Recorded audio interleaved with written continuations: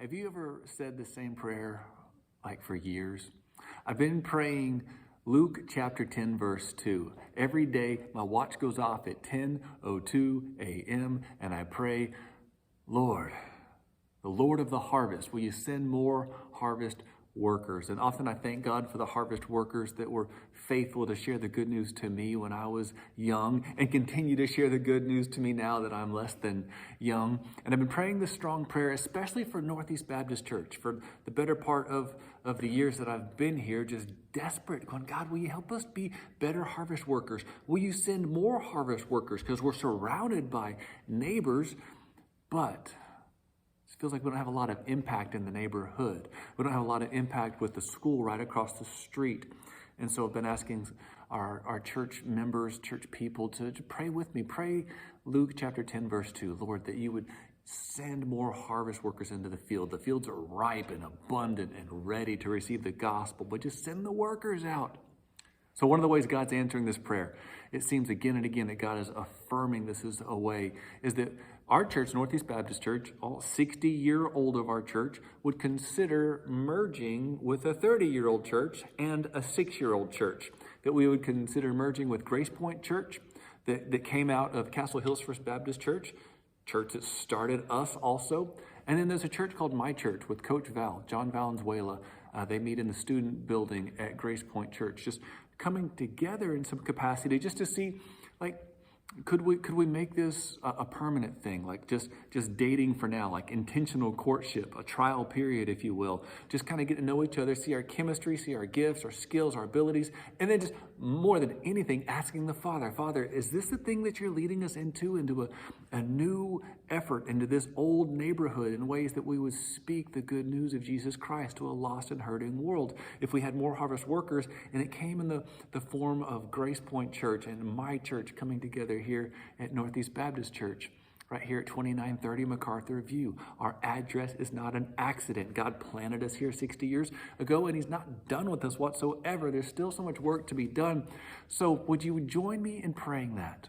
And then as we have this season of like intentional courtship, kind of a trial period, if you will, here's some of the things that we're going to get to do together. One of the ways we'll get to know each other is that I'll preach at my church and Pastor John will preach here. We're going to switch pulpits on a Sunday in a way that we can share. It's a win-win.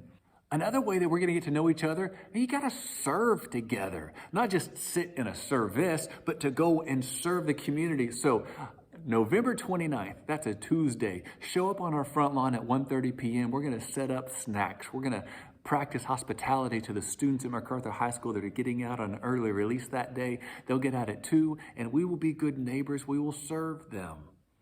And then that evening, November 29th, we're going to celebrate together as a people of God together. We're going to celebrate here in Northeast Baptist Church. We're going to have a worship night, 6:30 p.m., November 29th, inviting all of the neighbors, just sharing what God has given us in good news. And then Christmas Eve, all 3 churches getting together for 2 services at Grace Point Church on Hebron Road. We're going to celebrate Jesus on Christmas Eve together. And then Christmas Day, right here at Northeast Baptist Church. Christmas Day is on a Sunday. So 10:30 a.m., our 3 churches rolling in together to read the Word of God, sing the songs of God, the Christmas carols on Christmas Sunday at 10:30 a.m. here at Northeast Baptist Church.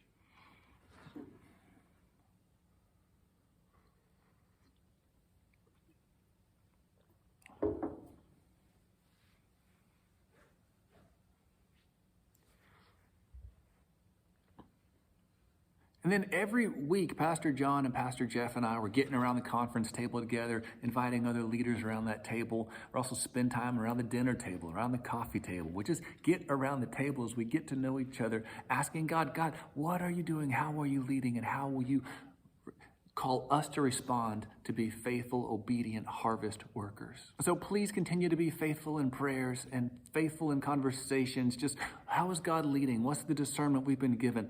I have been absolutely amazed in the affirmations that God keeps putting in place. Some people that I thought would be adamantly opposed to any idea of anything new have been open and honest and said that change is hard, change is difficult, The change is necessary, and if God is doing something, we want to trust in Him and be obedient to follow where He's leading. So that's been a beautiful affirmation. I'm so glad that we have peace. I have like this incredible sense of relief, like this weight off my shoulders, and like this big lump has been like in my throat, and I think it's just gratitude. Like I've just been on the verge of crying, going, God, thank you for what you've been doing.